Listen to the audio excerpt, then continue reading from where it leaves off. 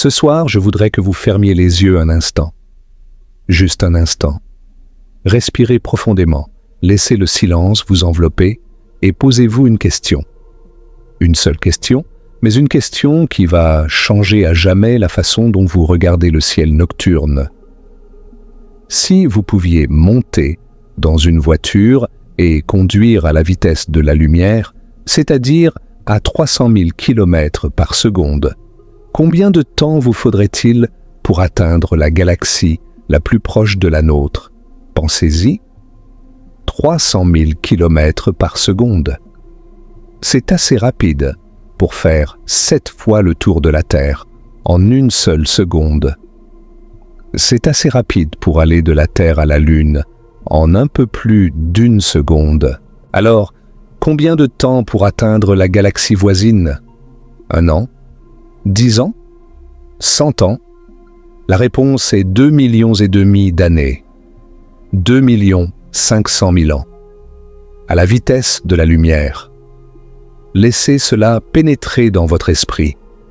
Quand la lumière que nous voyons ce soir, en provenance de la galaxie d'Andromède, a quitté cette galaxie, les premiers ancêtres de l'espèce humaine n'existaient même pas encore. Les premiers outils en pierre n'avaient pas encore été taillés. Les premières traces de ce qui allait devenir l'humanité n'étaient qu'une possibilité lointaine dans l'arbre de l'évolution.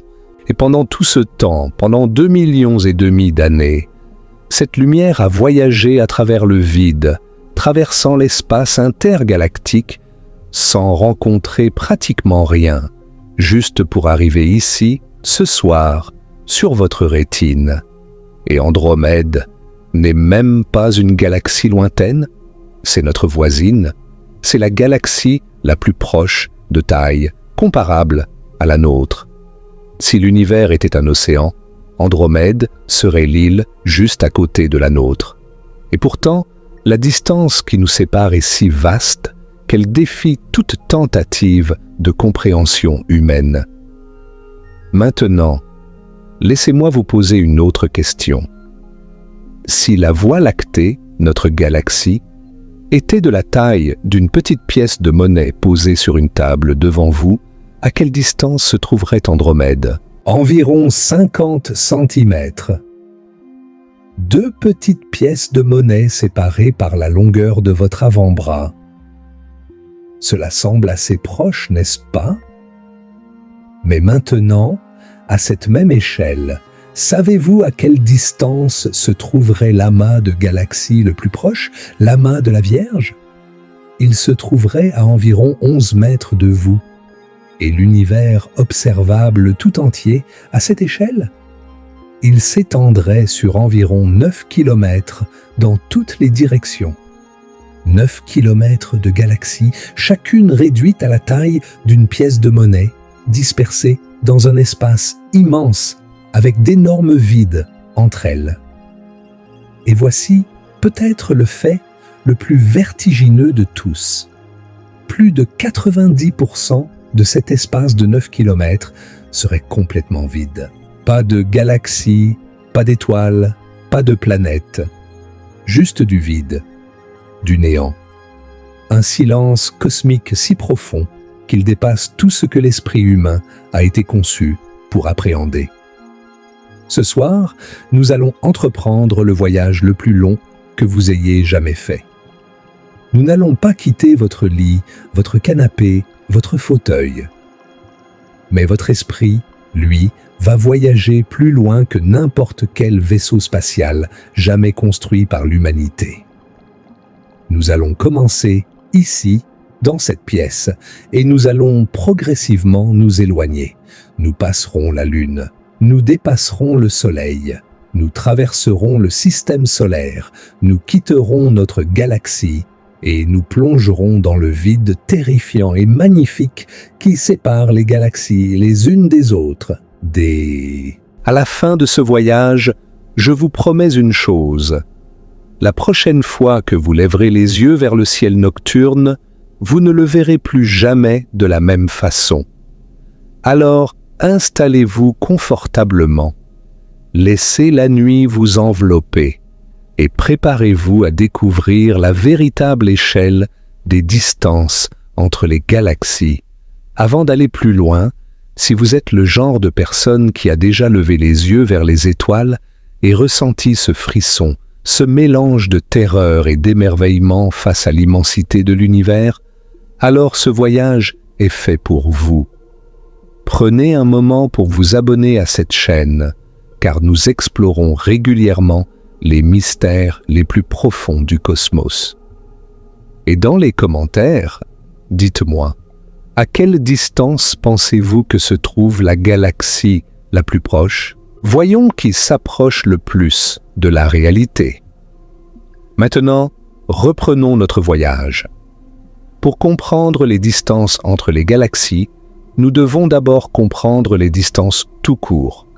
Et pour cela, nous devons commencer par ce que nous connaissons. Commençons par quelque chose de simple. 1 kilomètre. Vous pouvez marcher 1 kilomètre en environ 10 à 15 minutes. C'est la distance entre votre maison et le supermarché du coin, peut-être. C'est une distance que votre corps comprend intuitivement. Maintenant, 1000 kilomètres. C'est environ la distance entre Paris et Rome, ou entre New York et Chicago. Vous pouvez parcourir cette distance en avion en quelques heures. Votre esprit peut encore se représenter cette distance, même si elle commence à devenir abstraite. Vous ne pouvez pas la voir d'un seul coup d'œil, mais vous pouvez l'imaginer sur une carte. Maintenant, passons au diamètre de la Terre. 12 742 km. Si vous pouviez creuser un tunnel à travers la Terre, d'un côté à l'autre, et conduire une voiture à 100 km à l'heure sans vous arrêter, il vous faudrait environ 5 jours et 7 heures pour traverser notre planète de part en part. C'est grand, mais c'est encore quelque chose que nous pouvons conceptualiser. Nous avons des avions qui font le tour de la Terre, des satellites qui l'encerclent. Nous avons des cartes détaillées de chaque centimètre carré de sa surface. La Terre est grande, mais elle est notre maison, et nous la connaissons bien. Maintenant, éloignons-nous un peu. La distance de la Terre à la Lune. 384 400 km. Quand les astronautes d'Apollo ont quitté la Terre pour la Lune, il leur a fallu environ 3 jours pour y arriver. 3 jours de voyage dans le vide de l'espace, enfermés dans une capsule pas plus grande qu'une voiture, avec rien d'autre autour d'eux que le noir infini. Et quand ils ont regardé en arrière, ils ont vu la Terre rétrécir, devenir de plus en plus petite, jusqu'à n'être plus qu'une bille bleue suspendue dans l'obscurité. C'est à ce moment-là que quelque chose change dans la psychologie d'un être humain. Les astronautes appellent cela l'effet de vue d'ensemble. Soudain, toutes les frontières, toutes les guerres, toutes les différences entre les peuples semblent absurdes. Vous voyez la Terre pour ce qu'elle est vraiment, un petit monde fragile, flottant seul dans l'immensité du cosmos. Et nous n'avons même pas encore quitté le voisinage immédiat de notre planète. Continuons. La distance de la Terre au Soleil, 150 millions de kilomètres. Les astronomes appellent cette distance une unité astronomique, et elle sert de mètre étalon pour mesurer les distances dans notre système solaire. La lumière du Soleil met 8 minutes et 20 secondes pour atteindre la Terre. Cela signifie que quand vous regardez le Soleil, vous ne le voyez pas tel qu'il est maintenant, mais tel qu'il était il y a 8 minutes. Si le Soleil s'éteignait soudainement, nous ne le saurions pas pendant 8 minutes et 20 secondes. Nous continuerions à voir sa lumière, à sentir sa chaleur, inconscients du fait que notre étoile a cessé de briller. C'est là que nous commençons à comprendre quelque chose de fondamental sur l'univers. regarder loin dans l'espace. C'est regarder en arrière, dans le temps. Chaque photon qui atteint vos yeux est un messager du passé. Maintenant, élargissons notre vue à l'ensemble du système solaire. Si le Soleil était un ballon de basket posé à New York, la Terre serait une petite bille de la taille d'une tête d'épingle à environ 26 mètres de distance. Jupiter, la plus grande planète, serait une bille de la taille d'une noix à environ 135 mètres.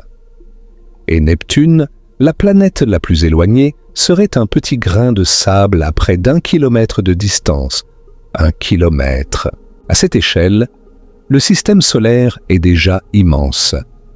Et au-delà de Neptune, il y a le nuage d'Oort, un nuage sphérique de comètes et de débris glacés qui s'étend peut-être jusqu'à 1 ou 2 années-lumière du Soleil. C'est la frontière ultime de l'influence gravitationnelle de notre étoile. Et la sonde Voyager 1, l'objet fabriqué par l'homme le plus éloigné de la Terre, lancé en 1977, voyageant à environ 17 km par seconde, n'a même pas encore traversé le nuage d'Oort. À sa vitesse actuelle, il lui faudrait environ 30 000 ans pour atteindre sa bordure extérieure. Et pour atteindre l'étoile la plus proche, Alpha du Centaure, environ 73 000 ans. 73 000 ans pour atteindre l'étoile la plus proche. Et il y a des centaines de milliards d'étoiles, rien que dans notre galaxie. C'est ici que nous devons introduire une unité de mesure qui va nous accompagner tout au long de ce voyage. L'année-lumière. Une année-lumière, c'est la distance que la lumière parcourt en 1 an.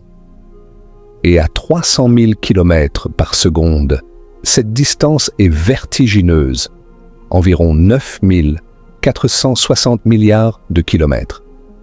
9 460 milliards. Ce nombre est si grand qu'il n'a aucune signification intuitive pour le cerveau humain. Alors essayons une analogie. Si la distance entre la Terre et le Soleil était réduite à la longueur d'un pouce, environ 2 cm et demi, alors une année-lumière, à cette même échelle, serait environ 1 km et demi. 1 pouce pour aller au Soleil, 1 km et demi pour parcourir une seule année-lumière.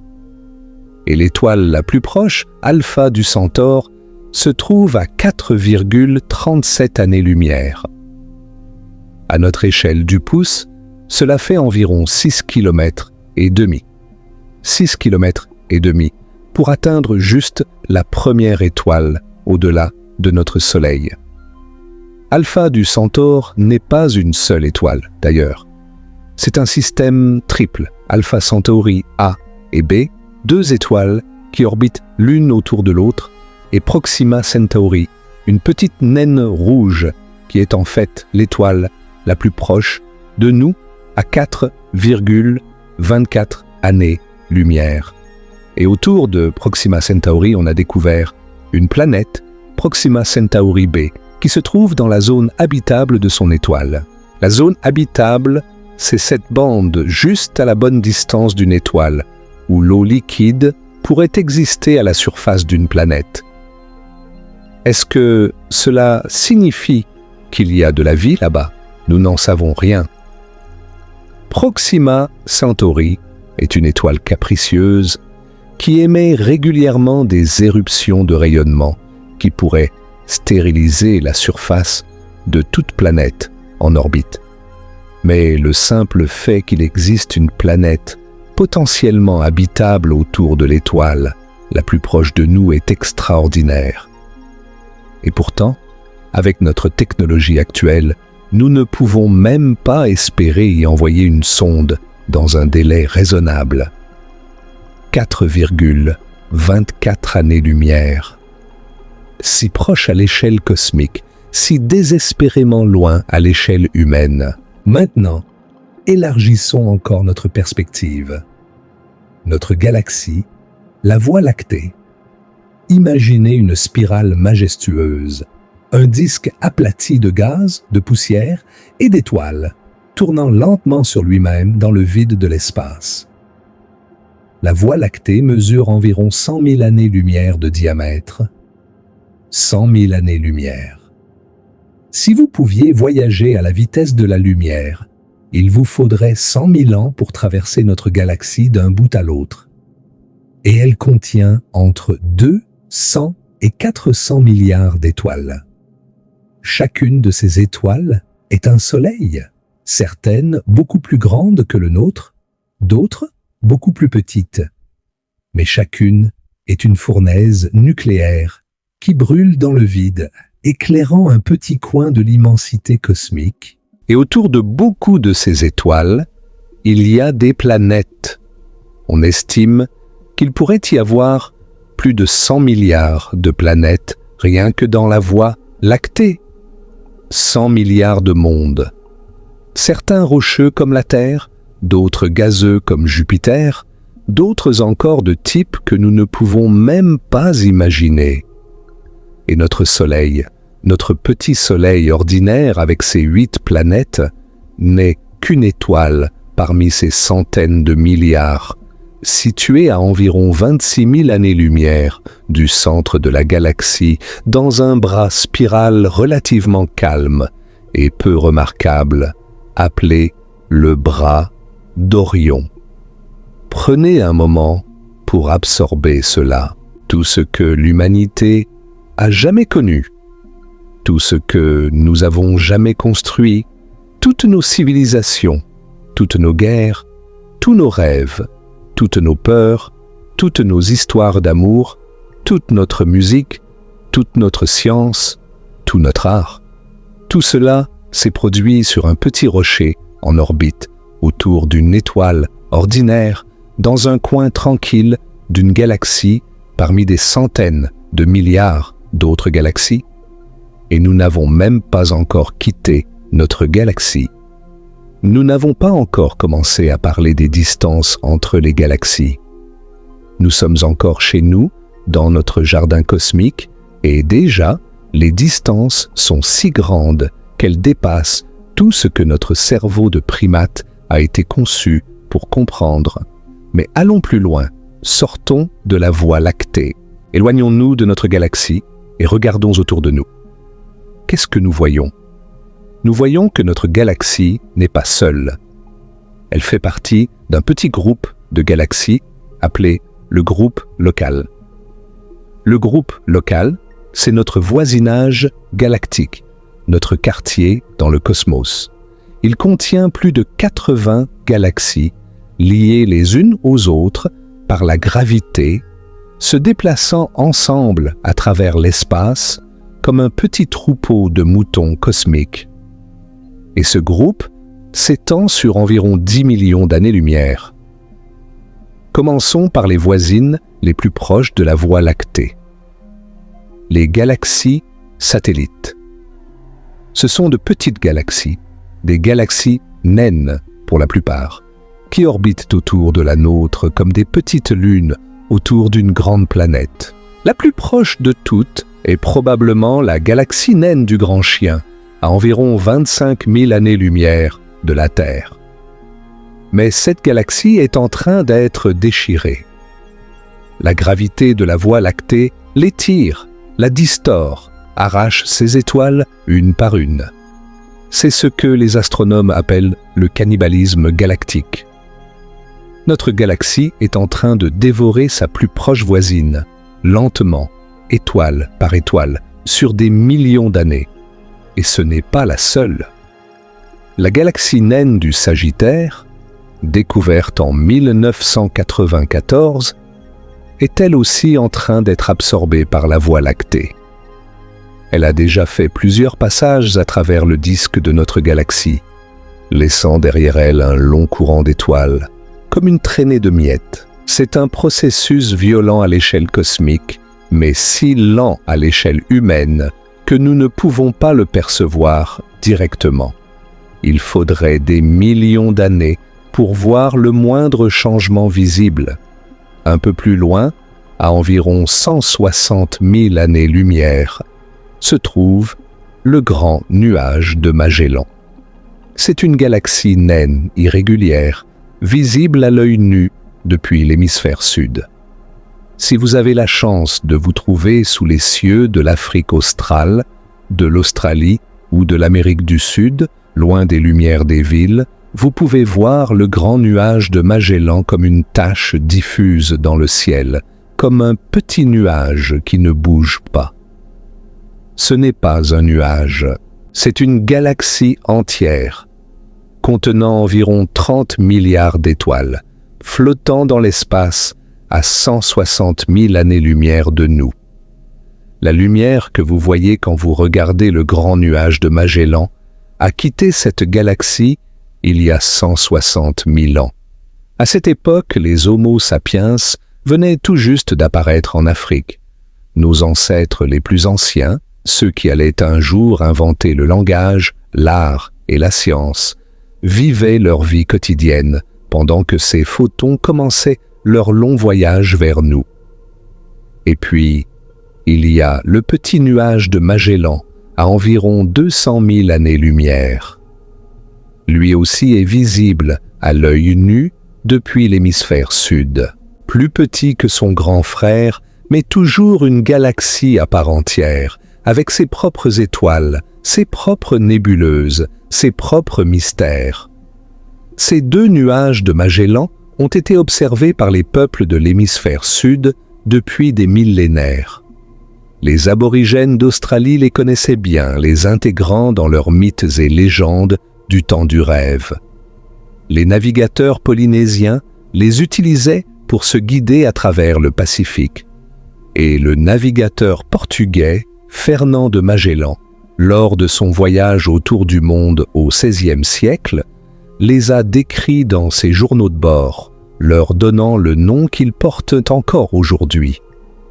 Mais aucun de ces observateurs ne pouvait savoir ce qu'ils regardaient réellement. Ils voyaient des taches de lumière dans le ciel. Ils ne pouvaient pas savoir que chacune de ces taches était un ensemble de milliards de soleils, situés à des distances si vertigineuses que le concept même d'année-lumière n'existait pas encore. Maintenant, allons plus loin, beaucoup plus loin. Traversons l'espace pendant 2,5 millions d'années-lumière et nous arrivons à la pièce maîtresse de notre groupe local, la galaxie d'Andromède, Messier 31, la grande spirale, la géante. Si la Voie lactée est une ville, Andromède est la métropole voisine, plus grande, plus massive, plus lumineuse. Andromède contient environ 1000 milliards d'étoiles. 1000 milliards. C'est 2 à 5 fois plus que notre propre galaxie. Son diamètre est d'environ 220 000 années-lumière, plus du double de celui de la Voie lactée. C'est un monstre de lumière et de gravité, et c'est notre plus proche grande voisine dans l'univers. Et voici quelque chose d'extraordinaire. Vous pouvez voir Andromède à l'œil nu, sans télescope, sans jumelles, juste avec vos yeux. Par une nuit claire et sombre, loin de la pollution lumineuse, si vous savez où regarder dans la constellation d'Andromède, vous pouvez voir une petite tache floue, allongée, à peine perceptible. Cette petite tache est la chose la plus lointaine que l'œil humain puisse voir sans aide. 2 500 000 années-lumière. Et si Andromède était plus lumineuse, si nos yeux pouvaient percevoir sa véritable étendue, elle apparaîtrait dans notre ciel 6 fois plus large que la pleine lune. 6 fois. Imaginez cela un instant. Une spirale géante, 6 fois plus large que la lune, s'étirant à travers le ciel nocturne. Ce serait le spectacle le plus époustouflant que l'humanité ait jamais vu. Mais la plupart de sa lumière est trop faible pour nos yeux. Et nous ne voyons que son noyau brillant, cette petite tache floue qui a intrigué les observateurs du ciel pendant des millénaires. les astronomes persans du Xe siècle l'avaient déjà remarqué. Abd al-Rahman al-Soufi, le grand astronome persan, l'a décrite dans son livre des étoiles fixes en l'an 964 comme une petite tache nébuleuse. Pendant des siècles, personne ne savait ce que c'était. Un nuage de gaz dans notre propre galaxie, une nébuleuse. Ce n'est qu'au début du XXe siècle que la véritable nature d'Andromède a été révélée. Et cette révélation a changé à jamais notre compréhension de l'univers. En 1924, l'astronome américain Edwin Hubble a utilisé le télescope de l'observatoire du mont Wilson, le plus grand télescope du monde à l'époque, pour observer des étoiles individuelles dans Andromède. Il a identifié un type particulier d'étoile appelé céphéide, une étoile variable dont la luminosité pulse de façon régulière. Et grâce à une relation découverte quelques années plus tôt par l'astronome Henrietta Swan Leavitt, une relation entre la période de pulsation d'une céphéide et sa luminosité intrinsèque, Hubble a pu calculer la distance d'Andromède. Le résultat a été un choc pour le monde scientifique. Andromède était bien au-delà des limites de notre galaxie. C'était une galaxie à part entière, un univers-île, séparé d'une autre par un gouffre d'espace si vaste qu'il défiait l'imagination. En un seul coup, Hubble avait multiplié la taille connue de l'univers par un facteur incommensurable. Nous n'étions plus seuls dans une galaxie unique. Nous étions une galaxie parmi des milliards. Et maintenant, voici quelque chose qui va ajouter une dimension dramatique à notre histoire. Andromède se rapproche de nous. En ce moment même, tandis que vous êtes allongé et que vous écoutez ces mots, la galaxie d'Andromède fonce vers la Voie lactée à environ 110 km par seconde. 250 000 km à l'heure. Cela semble terrifiant, et ça l'est à l'échelle cosmique. Mais les distances sont si grandes que cette collision ne se produira pas avant environ 4 milliards et demi d'années. 4 milliards et demi d'années. Le Soleil n'aura même pas encore épuisé son carburant à ce moment-là, bien qu'il sera devenu suffisamment chaud pour avoir rendu la Terre inhabitable.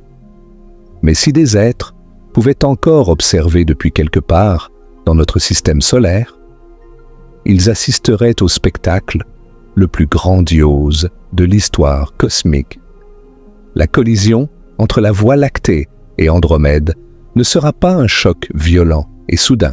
Ce sera une danse gravitationnelle lente et majestueuse qui se déroulera sur des milliards d'années. D'abord, Andromède apparaîtra de plus en plus grande dans le ciel, sa spirale devenant de plus en plus visible. Puis, les deux galaxies commenceront à se déformer mutuellement, leurs bras spiraux s'étirant et se tordant sous l'effet de la gravité. Lors du premier passage, les deux galaxies se traverseront et le ciel nocturne sera rempli d'étoiles nouvelles, de nébuleuses brillantes, de nurseries stellaires où de nouvelles étoiles naîtront en masse, déclenchées par les ondes de choc de la collision des nuages de gaz. Puis les deux galaxies s'éloigneront l'une de l'autre, ralenties par la gravité, avant de revenir l'une vers l'autre pour un deuxième passage, et un troisième. Et progressivement, au fil de milliards d'années supplémentaires, elles fusionneront en une seule galaxie géante, une galaxie elliptique que les astronomes ont déjà surnommée Milkomeda ou Milkdromeda. Et voici la chose la plus incroyable de toute cette histoire.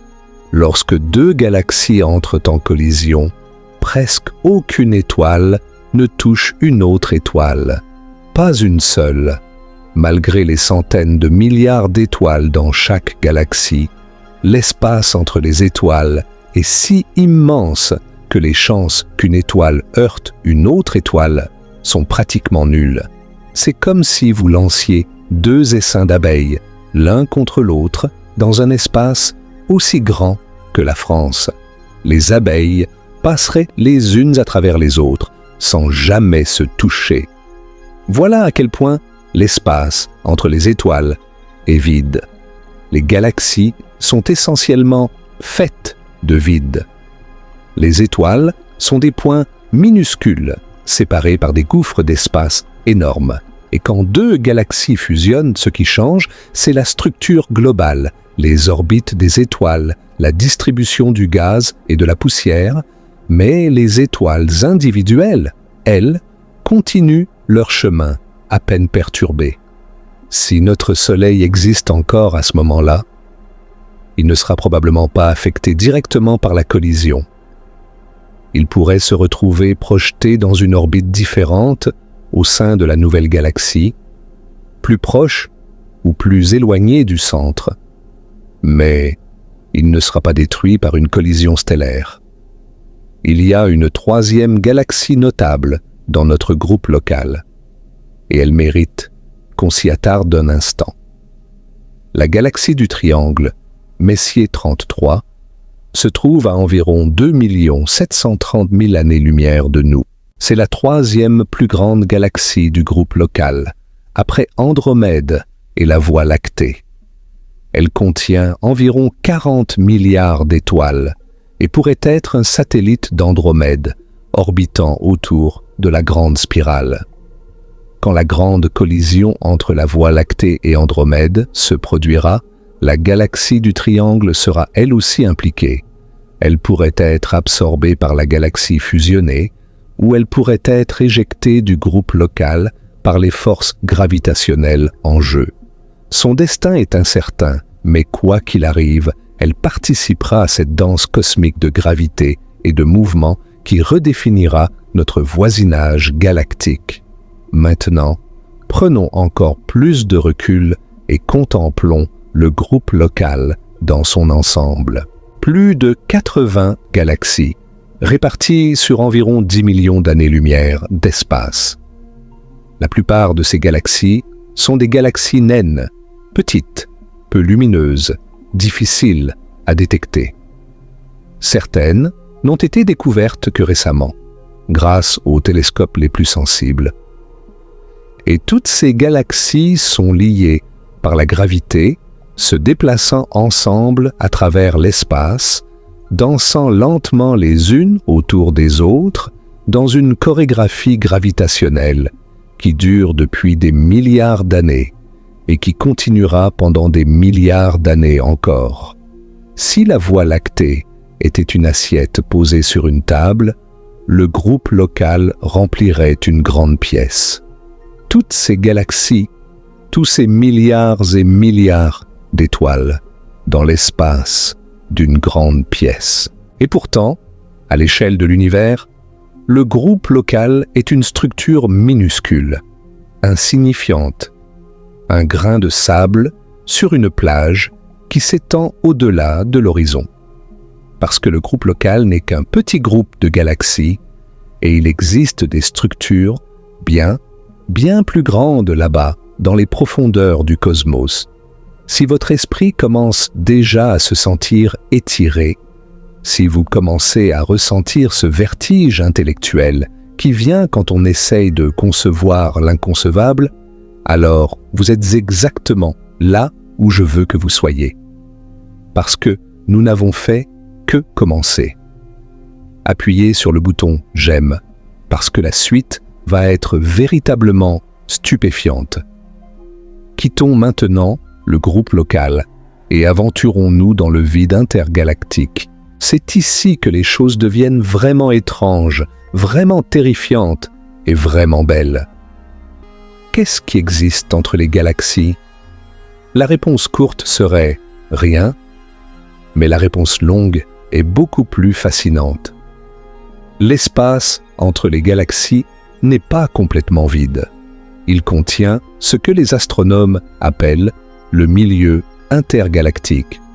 C'est un gaz extrêmement ténu, un plasma si peu dense qu'il fait le vide le plus poussé de nos laboratoires terrestres paraître incroyablement dense en comparaison. Dans le milieu intergalactique, il y a environ 1 à 100 particules par mètre cube.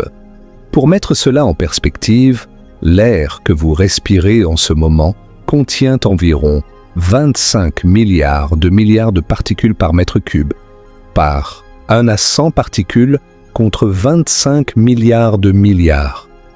C'est un vide si extrême que le mot vide lui-même semble insuffisant.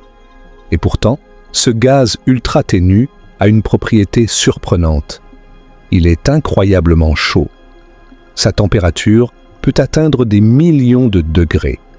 Mais avant que vous n'imaginiez une fournaise cosmique, il faut comprendre que la température est simplement une mesure de la vitesse à laquelle les particules se déplacent.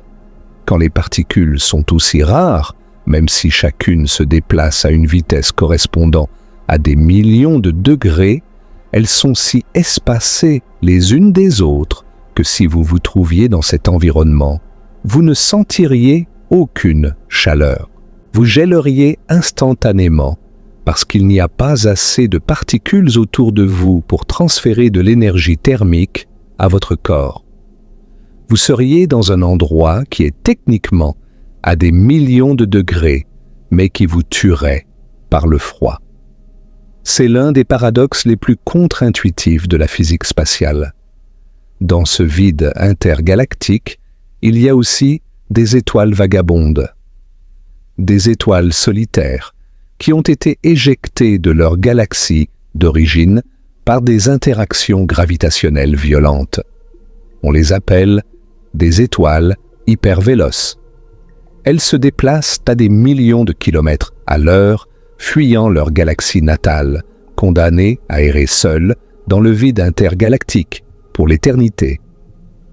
Imaginez un instant la perspective de l'une de ces étoiles. Si elle avait des planètes, et si ces planètes abritaient des êtres conscients, que verrait-il en levant les yeux?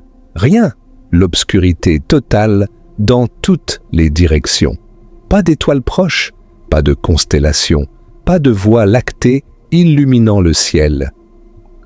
Juste peut-être, si leurs yeux étaient suffisamment sensibles, quelques taches floues, extrêmement faibles dans le lointain, les galaxies les plus proches, des millions d'années-lumière plus loin. C'est la solitude la plus profonde qu'il soit possible d'imaginer.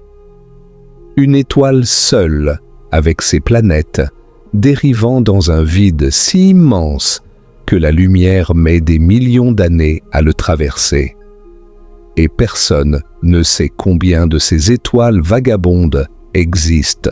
Certaines estimations suggèrent qu'il pourrait y en avoir des milliards, peut-être des trillions, errant entre les galaxies, invisibles, oubliées, seules.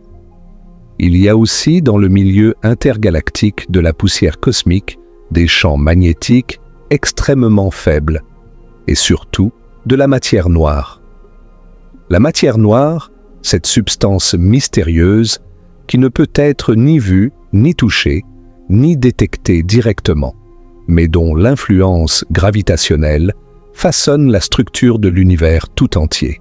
Nous y reviendrons en détail plus tard, mais sachez pour l'instant que le milieu intergalactique est traversé par d'immenses filaments de matière noire, comme un réseau invisible de fils qui relie les galaxies les unes aux autres. La matière visible, les galaxies que nous pouvons voir, n'est que l'écume sur la surface d'un océan invisible de matière noire. Maintenant, laissez-moi vous emmener dans un endroit particulièrement terrifiant de l'espace intergalactique, le vide du Bouvier, découvert en 1981 par les astronomes Robert Kirshner, Augustus Hummler, Paul Schechter et Stephen Schechtman. Le vide du Bouvier est l'un des plus grands vides connus dans l'univers. C'est une région sphérique d'environ 330 millions d'années-lumière de diamètre où il n'y a presque rien. Presque rien. Dans un espace où l'on s'attendrait à trouver environ 2000 galaxies, on n'en trouve qu'environ 60. 60 galaxies perdues dans un espace de 330 millions d'années-lumière. C'est comme si vous aviez un désert aussi grand que l'Europe, avec seulement 60 arbres dispersés ici et là. Si vous viviez sur une planète dans l'une de ces 60 galaxies, au centre du vide du Bouvier, le ciel nocturne serait d'une noirceur absolue. Vous ne verriez pratiquement rien au-delà de votre propre galaxie. Les galaxies les plus proches seraient si lointaines qu'elles seraient invisibles à l'œil nu, et même avec un petit télescope, vous ne verriez que l'obscurité. Vous pourriez être pardonné de croire que votre galaxie est la seule chose qui existe dans tout l'univers, que vous êtes véritablement seul. Le vide du Bouvier est parfois surnommé le Grand Rien, et c'est un nom qui lui convient parfaitement. Mais pour comprendre véritablement les distances entre les galaxies, nous devons comprendre comment nous les mesurons. Et c'est là que nous entrons dans l'une des histoires les plus ingénieuses et les plus élégantes de toute la science, l'échelle des distances cosmiques. L'échelle des distances cosmiques est une série de méthodes, chacune construite sur la précédente, qui nous permettent de mesurer des distances de plus en plus grandes dans l'univers. C'est comme une échelle réelle. Chaque barreau vous amène un peu plus haut, et vous ne pouvez pas atteindre les barreaux supérieurs sans d'abord être monté sur les barreaux inférieurs. Le premier barreau de l'échelle est la parallaxe. C'est la méthode la plus directe et la plus simple pour mesurer la distance d'une étoile. Tendez votre bras devant vous, levez votre pouce et fermez alternativement l'œil gauche et l'œil droit. Vous verrez votre pouce sembler se déplacer par rapport à l'arrière-plan. C'est la parallaxe. Plus votre pouce est proche de vos yeux, plus il semble se déplacer. Plus il est loin, moins il bouge. Les astronomes font exactement la même chose avec les étoiles. Au lieu de 2 yeux, ils utilisent 2 positions de la Terre sur son orbite autour du Soleil, séparées de 6 mois.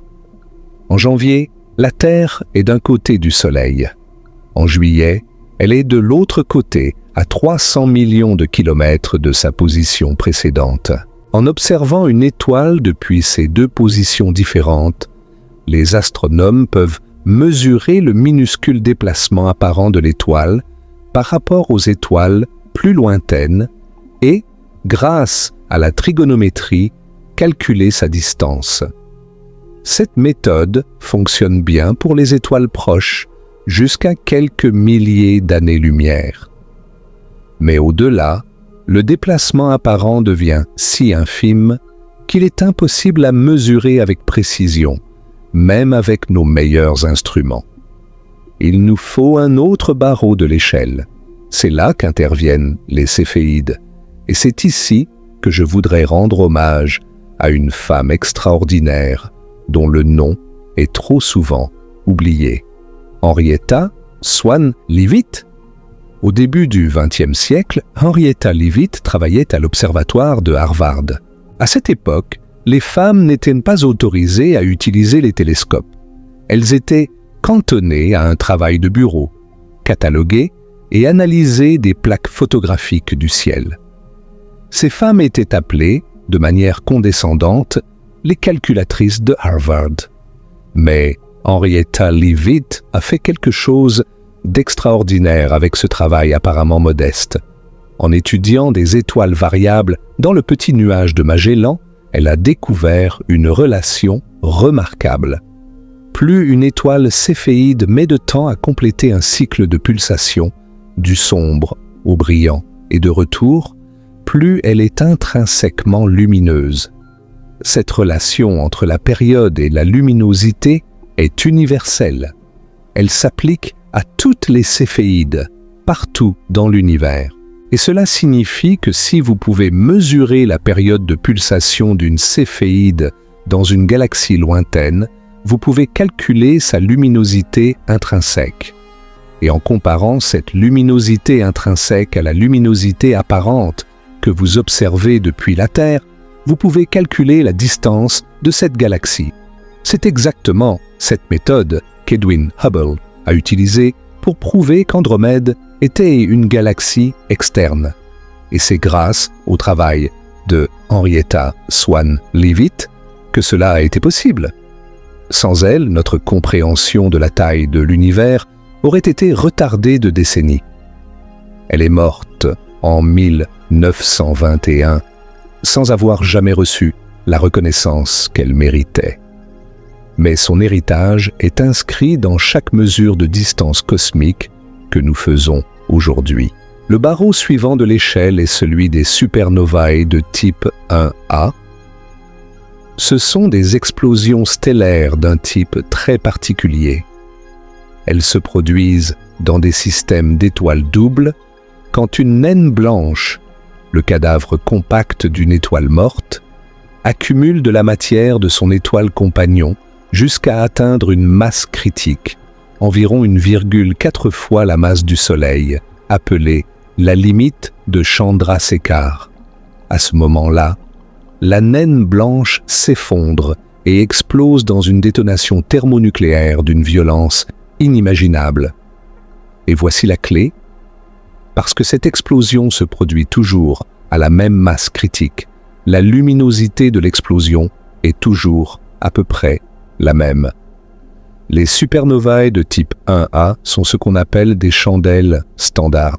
Leur luminosité intrinsèque est connue, ce qui signifie que si vous en observez une dans une galaxie lointaine, vous pouvez calculer la distance de cette galaxie en mesurant à quel point elle apparaît faible. Plus elle est faible, plus elle est loin. Simple, élégant et extraordinairement puissant. Les supernovae de type 1 sont si lumineuses qu'elles peuvent être vues à des milliards d'années-lumière, ce qui en fait l'un de nos outils les plus importants pour mesurer les distances aux galaxies les plus lointaines. Et puis, il y a le décalage vers le rouge, ou redshift. C'est ici que nous touchons à l'une des découvertes les plus révolutionnaires de l'histoire de l'astronomie. En 1929, Edwin Hubble, le même Edwin Hubble qui avait prouvé l'existence d'autres galaxies, a fait une observation qui a changé à jamais notre compréhension de l'univers. En étudiant la lumière des galaxies, il a découvert que presque toutes les galaxies s'éloignent de nous. Et plus une galaxie est loin, plus elle s'éloigne rapidement. C'est ce qu'on appelle la loi de Hubble-Lemaître, en l'honneur de Hubble et du prêtre et astronome belge Georges Lemaître, qui avait formulé la même idée théoriquement quelques années plus tôt. Quand une galaxie s'éloigne de nous, la lumière qu'elle émet est étirée. Les longueurs d'onde deviennent plus longues et la lumière se décale vers le rouge. Plus la galaxie s'éloigne vite, plus le décalage vers le rouge est important. Et puisque la vitesse d'éloignement est proportionnelle à la distance, mesurer le décalage vers le rouge d'une galaxie nous donne sa distance. C'est comme écouter le sifflet d'un train qui s'éloigne. Plus le train est loin, plus le son est grave. Sauf qu'ici, c'est la lumière qui change, pas le son. Et les trains sont des galaxies entières qui s'éloignent à des vitesses vertigineuses. Mais il faut bien comprendre ce que signifie cette observation. Les galaxies ne s'éloignent pas les unes des autres parce qu'elles se déplacent à travers l'espace. Elles s'éloignent parce que l'espace lui-même s'étire. L'univers est en expansion. Imaginez que vous dessiniez des points sur un ballon de baudruche, puis que vous gonfliez le ballon. Chaque point s'éloigne de tous les autres, non pas parce que les points bougent sur la surface du ballon, mais parce que la surface elle-même s'agrandit. C'est exactement ce qui se passe avec l'univers. L'espace entre les galaxies s'étire, et ce sont les galaxies qui sont emportées par cette expansion. Et plus deux galaxies sont éloignées, plus l'espace entre elles s'étire rapidement, ce qui explique pourquoi les galaxies les plus lointaines s'éloignent le plus vite. Il existe aussi d'autres méthodes pour mesurer les distances cosmiques. La relation de Tully-Fisher, par exemple, relie la vitesse de rotation d'une galaxie spirale à sa luminosité intrinsèque. Les galaxies qui tournent plus vite sont plus massives et plus lumineuses. En mesurant la vitesse de rotation d'une galaxie grâce à l'effet Doppler et en la comparant à sa luminosité apparente, on peut estimer sa distance. Et il y a la méthode des fluctuations de brillance de surface, la méthode du plan fondamental pour les galaxies elliptiques, et d'autres encore. Chacune a ses forces et ses faiblesses, ses incertitudes et ses limites. Et c'est là que nous touchons à l'un des plus grands mystères non résolus de la cosmologie moderne, la tension de Hubble. Quand les astronomes mesurent le taux d'expansion de l'univers, appelé la constante de Hubble, en utilisant les céphéides et les supernovae de type Unna dans les galaxies proches, ils obtiennent une valeur d'environ 73 km par seconde par mégaparsec. Mais quand ils mesurent ce même taux en étudiant le fond diffus cosmologique, la lumière fossile du Big Bang, ils obtiennent une valeur différente, environ 67,4 km par seconde par mégaparsec. Cette différence peut sembler petite, mais elle est bien au-delà des marges d'erreur des deux mesures. Les deux méthodes sont extrêmement précises et pourtant elles donnent des résultats différents. Quelque chose ne colle pas. Soit il y a une erreur systématique dans l'une des méthodes que nous n'avons pas encore identifiée, soit il y a de la physique fondamentale que nous ne comprenons pas encore. Peut-être que l'énergie noire n'est pas constante, mais change avec le temps. Peut-être que l'univers local dans lequel nous vivons est une région anormalement peu dense, un vide local qui fausse nos mesures. Peut-être qu'il existe une particule ou une force que nous n'avons pas encore découverte. La tension de Hubble est l'un des problèmes les plus pressants de la physique moderne et sa résolution pourrait transformer notre compréhension de l'univers. Il y a un autre concept crucial que nous devons comprendre ici, et il est profondément contre-intuitif. Quand nous parlons de distance cosmique, nous devons distinguer entre la distance de voyage de la lumière et la distance réelle. Prenons un exemple. Quand nous disons qu'une galaxie est à 13 milliards d'années-lumière, nous voulons dire que la lumière de cette galaxie a mis 13 milliards d'années à nous atteindre. Mais pendant ces 13 milliards d'années, l'espace entre cette galaxie et nous s'est étiré. L'expansion de l'univers a continué tout au long du voyage de la lumière. Ce qui signifie que cette galaxie est maintenant beaucoup plus loin que 13 milliards d'années-lumière. En fait, elle se trouve probablement à environ 33 milliards d'années-lumière de nous, ou même plus. C'est comme si vous marchiez sur un tapis roulant qui s'étire pendant que vous marchez. Vous faites un pas, mais le sol sous vos pieds s'allonge, et quand vous arrivez de l'autre côté, la distance que vous avez parcourue n'est pas la distance qui sépare maintenant les deux extrémités du tapis. C'est à cause de ce phénomène que l'univers observable a un rayon de 46,5 milliards d'années-lumière, malgré le fait que l'univers n'a que 13,8 milliards d'années. Cela semble paradoxal. Comment quelque chose peut-il être à 46 milliards d'années-lumière si la lumière n'a eu que 13 milliards d'années pour voyager? La réponse est que la lumière a bien voyagé pendant 13 milliards d'années. Mais l'espace qu'elle a traversé s'est étiré derrière elle. La galaxie qui a émis cette lumière il y a 13 milliards d'années a été emportée par l'expansion de l'univers et se trouve maintenant à 46 milliards d'années-lumière. C'est l'une des idées les plus difficiles à visualiser en cosmologie, mais c'est absolument essentiel pour comprendre les véritables distances dans l'univers.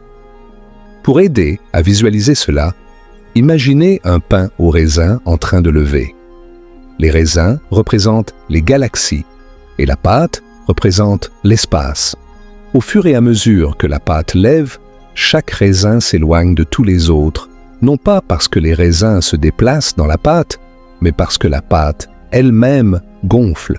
Et deux raisins qui sont très éloignés, l'un de l'autre s'éloigne plus vite que deux raisins qui sont proches, parce qu'il y a plus de pâte entre eux qui gonflent.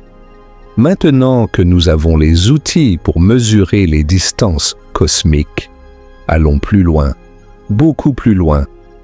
Quittons le groupe local et explorons les amas de galaxies, les structures qui font de notre petit groupe de 80 galaxies une goutte d'eau dans un océan.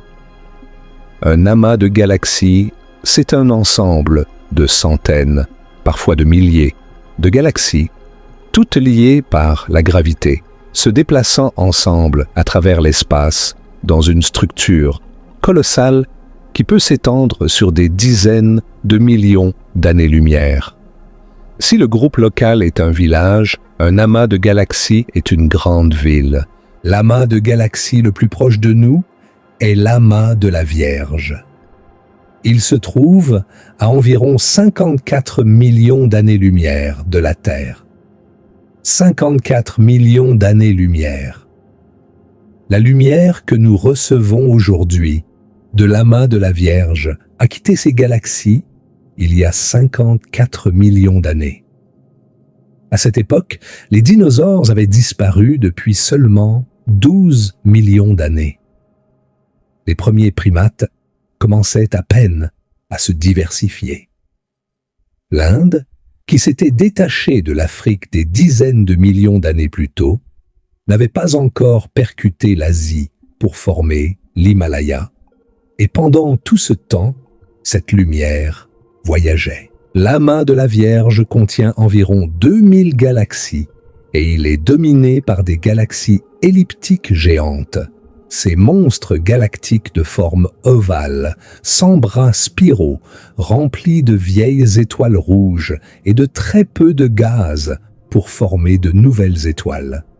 La plus célèbre et la plus massive de ces galaxies est M87, Messier 87. M87 est un titan. Elle contient environ 6500 milliards de masse solaire, ce qui en fait l'une des galaxies les plus massives de l'univers local. Elle possède un système de plus de 15 000 amas globulaires, ces boules denses de centaines de milliers d'étoiles anciennes qui orbitent autour d'elle. Et au cœur de M87, il y a quelque chose d'extraordinaire, quelque chose que l'humanité a pu voir pour la première fois en 2019. Un trou noir supermassif. Le 10 avril 2019, le projet Event Horizon Telescope a publié la première image d'un trou noir de l'histoire. Cette image, ce cercle orange flou avec un centre sombre, est devenue l'une des images scientifiques les plus célèbres jamais prises. Ce que vous voyez sur cette image, c'est le gaz surchauffé qui tourbillonne autour du trou noir à des vitesses proches de celles de la lumière, émettant un rayonnement intense avant de franchir le point de non-retour, l'horizon des événements. Le trou noir de M87 a une masse d'environ 6,5 milliards de fois celle de notre Soleil. Son horizon des événements, la frontière au-delà de laquelle Rien ne peut s'échapper, pas même la lumière, est plus grand que l'ensemble de notre système solaire. Si vous placiez ce trou noir au centre de notre système solaire, son horizon des événements engloberait non seulement toutes les planètes, mais s'étendrait bien au-delà de l'orbite de Pluton. C'est un objet d'une puissance et d'une monstruosité qui défie toute description. Et il est là, à 54 millions d'années-lumière, au centre de la plus grande galaxie de l'amas de la Vierge, avalant tranquillement la matière qui s'approche trop près, courbant l'espace et le temps, autour de lui comme un poids posé sur un tissu élastique. Et l'amas de la Vierge n'est pas juste une collection de galaxies flottant paisiblement. Sa gravité est si puissante qu'elle attire notre groupe local tout entier vers lui. En ce moment même, la Voie lactée, Andromède et toutes les galaxies de notre groupe local sont en train de tomber vers l'amas de la Vierge, attirées par sa masse colossale. Nous nous en approchons à environ 300 km par seconde. Et pourtant, à cause de l'expansion de l'univers, nous ne l'atteindrons probablement jamais. L'expansion de l'espace entre nous et l'amas de la Vierge pourrait contrebalancer notre chute gravitationnelle, nous maintenant à jamais dans une sorte de limbe cosmique, attirés mais jamais absorbés. Allons encore plus loin. À environ 320 millions d'années-lumière de la Terre, se trouve l'amas de Coma, un amas riche et dense contenant plus de 1000 galaxies. C'est dans cet amas que l'une des découvertes les plus importantes de l'astronomie du XXe siècle a été faite. En 1933, l'astronome suisse Fritz Zwicky étudiait le mouvement des galaxies dans l'amas de Coma. Il a mesuré les vitesses des galaxies individuelles et a fait un calcul simple. Il a additionné les masses de toutes les galaxies visibles dans l'amas et a calculé si leur gravité combinée était suffisante pour maintenir l'amas lié. Le résultat l'a stupéfait. Les galaxies se déplaçaient beaucoup trop vite. Elles auraient dû s'échapper de l'amas, se disperser dans toutes les directions. La gravité de la matière visible était largement insuffisante pour les retenir. Zwicky a conclu qu'il devait y avoir de la matière invisible, de la matière qui ne pouvait être ni vue ni détectée, mais dont la gravité maintenait l'amas ensemble. Il a appelé cette substance dunkle Materie en allemand, la matière sombre, la matière noire. À l'époque, très peu de gens l'ont pris au sérieux. Il faudra des décennies et de nombreuses autres observations confirmant le même phénomène avant que la communauté scientifique accepte que Zwicky avait raison. L'univers est rempli d'une substance invisible qui constitue environ 27% de la masse totale de l'univers. C'est 5 fois plus que toute la matière normale, les atomes, les étoiles, les planètes, les êtres vivants. Tout ce que nous pouvons voir et toucher. La matière noire domine l'univers, et nous ne savons toujours pas ce que c'est. Un peu plus proche de nous que l'amas de Coma, à environ 240 millions d'années-lumière, se trouve l'amas de Persée. C'est l'amas le plus brillant en rayons X du ciel, ce qui signifie qu'il contient une quantité extraordinaire de gaz brûlant entre ces galaxies. Ce gaz intra-amas, comme on l'appelle, est chauffé à des dizaines de millions de degrés par les processus gravitationnels en jeu lorsque les galaxies tombent dans l'amas et que le gaz est comprimé et choqué. Et au centre de l'amas de Persée, il y a un trou noir supermassif qui fait quelque chose de remarquable. Il produit du son.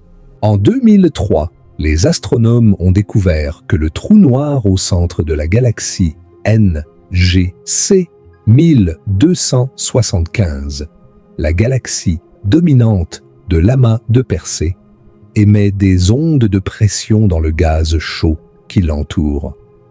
Ces ondes de pression sont essentiellement des ondes sonores, mais pas n'importe quel son.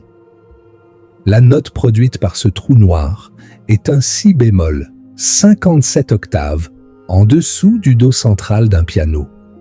C'est le son le plus grave jamais détecté dans l'univers, une fréquence si basse qu'elle correspond à une oscillation tous les 10 millions d'années. Vous ne pourriez jamais l'entendre, même si vous étiez juste à côté. C'est un son qui prend des millions d'années pour compléter une seule vibration. Et pourtant, il est là, résonnant à travers le gaz chaud de l'amas de Persée depuis des centaines de millions d'années, un murmure cosmique dans le vide. En 2022, la NASA a publié une sonification de ce son, accélérant et transposant les fréquences dans la gamme audible de l'oreille humaine. Le résultat était étrange, envoûtant, presque spectral. C'était la première fois que nous pouvions entendre, d'une certaine manière, le son d'un trou noir. Un son qui a voyagé à travers des océans de gaz brûlants, à des centaines de millions d'années-lumière de la Terre, et que nos instruments ont capté et traduit en quelque chose que nos oreilles peuvent percevoir. Parlons maintenant des distances entre les amas de galaxies. Le groupe local et l'amas de la Vierge sont séparés par environ 54 millions d'années-lumière. L'amas de Persée est à 240 millions d'années-lumière. L'amas de Coma à 320 millions. Les distances entre les amas se mesurent entre dizaines et en centaines de millions d'années-lumière. Pour mettre cela en perspective, la lumière qui nous arrive aujourd'hui de l'amas de Coma a quitté cet amas il y a 320 millions d'années, quand la vie sur Terre en était au Carbonifère, quand d'immenses forêts de fougères géantes couvraient les continents et que les premiers reptiles commençaient à apparaître. Les dinosaures n'existaient pas encore. Les mammifères étaient à des centaines de millions d'années dans le futur. Et pendant tout ce temps, cette lumière a traversé l'espace, passant des régions de vide, presque parfait, pour arriver finalement dans nos télescopes ce soir. Si chaque galaxie était une maison, un amas de galaxies serait une ville. Et les distances entre les villes, des milliers de kilomètres de désert vide. C'est ainsi qu'il faut imaginer l'espace entre les amas de galaxies. Des dizaines de millions d'années-lumière de vide quasi absolu, parsemés ici et là de quelques galaxies vagabondes et d'étoiles perdues, mais essentiellement rien. Du vide, du silence, de la solitude cosmique. Et il y a quelque chose de fascinant et de terrifiant qui se produit quand les amas de galaxies entrent en collision. L'amas du boulet, ou Bullet Cluster en anglais, est l'un des exemples les plus spectaculaires et les plus scientifiquement importants de ce phénomène. Il s'agit en fait de deux amas de galaxies qui sont entrés en collision, l'un traversant l'autre comme un boulet de canon. Et cette collision a fourni la preuve la plus directe et la plus convaincante de l'existence de la matière noire. Voici ce qui s'est passé. Quand les deux amas se sont traversés, le gaz chaud de chaque amas, qui constitue la majeure partie de la matière visible dans un amas, a interagi avec le gaz de l'autre amas. Les particules de gaz se sont heurtées, ont ralenti et se sont accumulées au centre de la collision, comme deux nuages qui se percutent et fusionnent. Mais la matière noire, elle, n'interagit pas avec la matière normale, sauf par la gravité. Elle est passée à travers la collision sans être ralentie, continuant son chemin de l'autre côté. Le résultat est que la matière visible, le gaz, s'est retrouvée au centre, tandis que la matière noire, détectée par son effet de lentille gravitationnelle sur les galaxies d'arrière-plan, s'est retrouvée de chaque côté. La masse gravitationnelle et la matière visible ne sont pas au même endroit. C'est exactement ce que l'on attendrait si la matière noire existe. Une substance qui a de la masse et de la gravité, mais qui n'interagit pas avec la lumière ni avec la matière ordinaire. L'amas du boulet est considéré par beaucoup de physiciens comme la preuve la plus solide de l'existence de la matière noire. Et il a largement contribué à écarter les théories alternatives qui essayaient d'expliquer les observations sans matière noire. Il y a aussi l'amas Abell 2744, surnommé l'amas de Pandore. Un empilement de pas moins de 4 amas de galaxies qui sont entrés en collision les uns avec les autres dans un carambolage cosmique d'une complexité extraordinaire. Les différentes composantes de chaque amas, le gaz chaud, la matière noire et les galaxies elles-mêmes ont été séparées et mélangées de façon chaotique, créant un enchevêtrement de structures que les astronomes tentent encore de démêler. Et c'est dans ce même amas que le télescope spatial James Webb a pointé ses miroirs, révélant des galaxies extrêmement lointaines, des galaxies de l'aube de l'univers, amplifiées et magnifiées par l'effet de lentille gravitationnelle de l'amas. L'amas de Pandore est à la fois un laboratoire de physique fondamentale et une loupe cosmique qui nous permet de voir plus loin dans le temps et l'espace que nous ne pourrions le faire autrement. Maintenant, prenons encore plus de recul. Nous avons vu les galaxies, les groupes de galaxies, les amas de galaxies.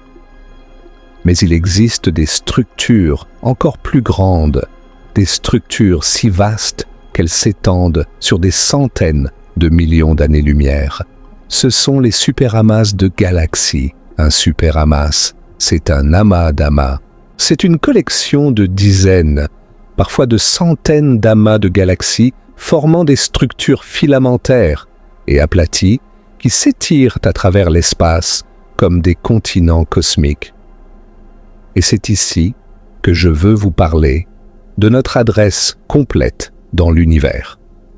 Parce que chacun de nous a une adresse cosmique, et elle est bien plus longue que ce que vous mettez sur vos enveloppes. Vous vivez sur la planète Terre. La Terre est en orbite autour du Soleil, dans le système solaire. Le système solaire se trouve dans le bras d'Orion de la Voie lactée. La Voie lactée fait partie du groupe local. Le groupe local fait partie du superamas de la Vierge. Et le superamas de la Vierge fait lui-même partie d'une structure encore plus grande, découverte en 2014, appelée l'Aniakea. L'Aniakea. Le mot signifie « ciel immense » en hawaïen, et il a été choisi par l'équipe dirigée par l'astronome R. Brent Tully de l'Université d'Hawaï, qui a cartographié cette structure pour la première fois. L'Aniakea s'étend sur environ 520 millions d'années-lumière et contient environ 100 000 galaxies, dont la nôtre. C'est notre superamas, notre continent cosmique, notre lieu de résidence à l'échelle la plus grande que nous puissions définir avec certitude. Et au cœur de l'Aniakea, il y a quelque chose de mystérieux, quelque chose d'énorme et d'invisible qui attire toutes les galaxies du superamas vers lui.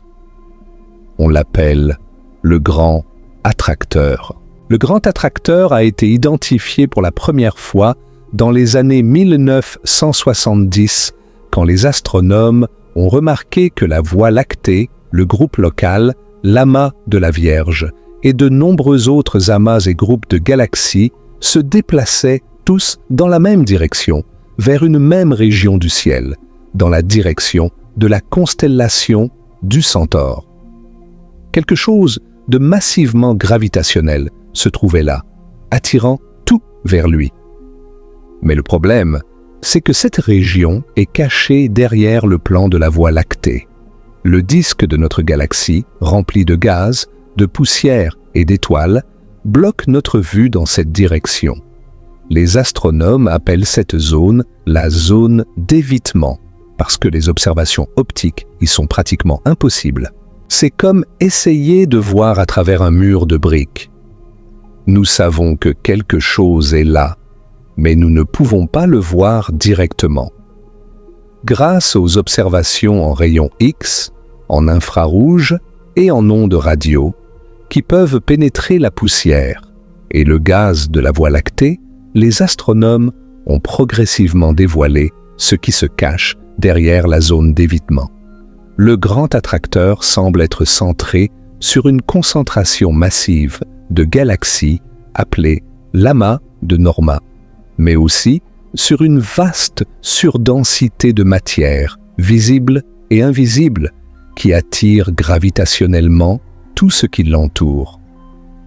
Ce n'est pas un objet unique et mystérieux, comme certains le pensaient au début. C'est plutôt une grande concentration de masse, un nœud dans le réseau cosmique, un point où la densité de matière est plus élevée que la moyenne et où la gravité est donc plus forte.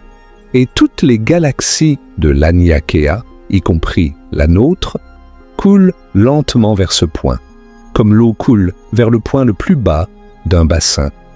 Il y a d'autres superamas dans notre voisinage cosmique, chacun aussi immense et majestueux que l'Aniakea. Le superamas de Persée-Poisson s'étend sur environ 300 millions d'années-lumière et contient des milliers de galaxies. Le superamas de Chapelet, à environ 650 millions d'années-lumière, est l'une des plus grandes concentrations de galaxies dans l'univers observable. Il contient environ 8000 galaxies et sa masse est si grande qu'elle exerce une attraction gravitationnelle détectable jusque sur notre groupe local. En fait, certains astronomes pensent que c'est le superamas de Chapelet, encore plus que le grand attracteur, qui est le véritable centre gravitationnel vers lequel tout converge dans notre partie de l'univers.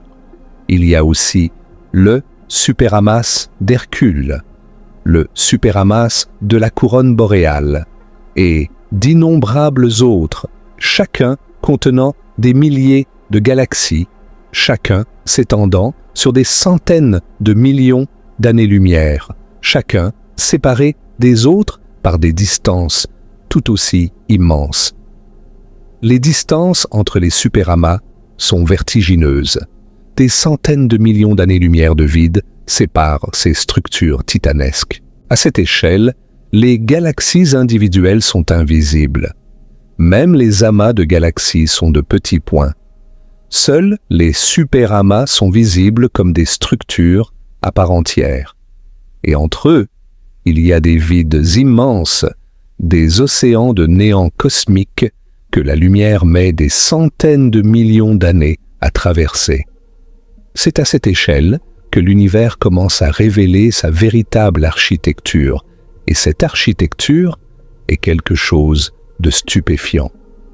En ce moment, vous avez probablement complètement perdu tout sens de l'échelle. Les nombres sont devenus si grands qu'ils n'ont plus de signification intuitive. 520 millions d'années-lumière, 650 millions d'années-lumière. Qu'est-ce que cela signifie, vraiment? Comment pouvons-nous donner un sens à ces distances qui dépassent si complètement tout ce que notre cerveau est capable de conceptualiser? Nous y reviendrons avec des comparaisons et des expériences de pensée plus tard. Mais pour l'instant, prenez un moment pour apprécier la situation dans laquelle nous nous trouvons. Nous sommes allongés, confortablement, dans une pièce, sur une planète, autour d'une étoile, dans une galaxie, dans un groupe, dans un amas, dans un superamas. et les distances à chaque étape ont augmenté de façon exponentielle. Et nous n'avons toujours pas atteint la plus grande échelle de l'univers. Il y a encore plus grand. À l'échelle la plus grande que nous puissions observer, l'univers révèle une structure que les astronomes appellent la toile cosmique ou le réseau cosmique. C'est la structure à grande échelle de l'univers tout entier, et c'est peut-être la chose la plus extraordinaire que la science ait jamais découverte. Quand nous cartographions la position de millions de galaxies à travers l'univers, un motif émerge. Les galaxies ne sont pas distribuées de façon aléatoire et uniforme dans l'espace. Elles forment un réseau tridimensionnel complexe, comme une éponge cosmique, comme une toile d'araignée géante, ou, et c'est peut-être la comparaison la plus frappante, comme le réseau de neurones dans un cerveau humain. Il y a des filaments, des lignes longues et minces de galaxies qui s'étirent sur des centaines de millions, parfois des milliards d'années-lumière. Là où ces filaments se croisent, il y a des nœuds, des régions denses où les amas de galaxies se rassemblent. Et entre les filaments, il y a des vides, des régions presque totalement dépourvues de galaxies, des bulles de néant cosmique. La comparaison avec le cerveau humain est remarquable et elle n'est pas que superficielle. En 2020, des chercheurs ont publié une étude comparant la structure de la toile cosmique à celle du réseau neuronal du cerveau humain. Ils ont trouvé des similitudes frappantes dans la distribution des nœuds, dans la connectivité des filaments et même dans la quantité d'informations que chaque réseau peut potentiellement traiter. Le cerveau humain contient environ 100 milliards de neurones, connectés par des trillions de synapses. L'univers observable contient environ 2000 milliards de galaxies connectées par des filaments de matière noire. Les deux structures semblent obéir à des principes d'organisation similaires, bien qu'elles opèrent à des échelles incroyablement différentes. C'est l'une de ces coïncidences qui pourrait être profonde ou qui pourrait ne rien signifier du tout, mais qui dans tous les cas inspire un sentiment de vertige philosophique. Les filaments cosmiques sont les plus grandes structures de l'univers. Ils s'étirent sur des centaines de millions d'années-lumière, parfois plus d'1 milliard d'années-lumière, formant un réseau interconnecté qui s'étend dans toutes les directions.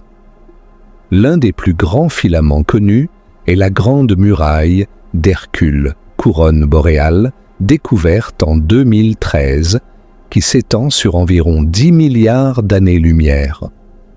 10 milliards d'années-lumière. C'est une structure si vaste qu'il est difficile de la concevoir comme un seul objet. La lumière met 10 milliards d'années à la traverser. C'est presque l'âge de l'univers lui-même. Il y a aussi la Grande Muraille de Sloan, une structure d'environ 1,37 milliard d'années-lumière de long, et la Grande Muraille d'Ubos, un complexe de superamas d'environ 1 milliard d'années-lumière. Ces structures sont si grandes qu'elles posent un défi au principe cosmologique, l'hypothèse fondamentale de la cosmologie moderne, selon laquelle l'univers, à suffisamment grande échelle, est homogène et isotrope, c'est-à-dire qu'il a la même apparence dans toutes les directions et en tout lieu. Si des structures de 10 milliards d'années-lumière existent, à quelle échelle l'univers devient-il réellement uniforme? Cette question reste ouverte. Les vides cosmiques sont le pendant des filaments. Ce sont les espaces entre les fils de la toile, les bulles dans l'éponge cosmique, les zones où il n'y a presque rien.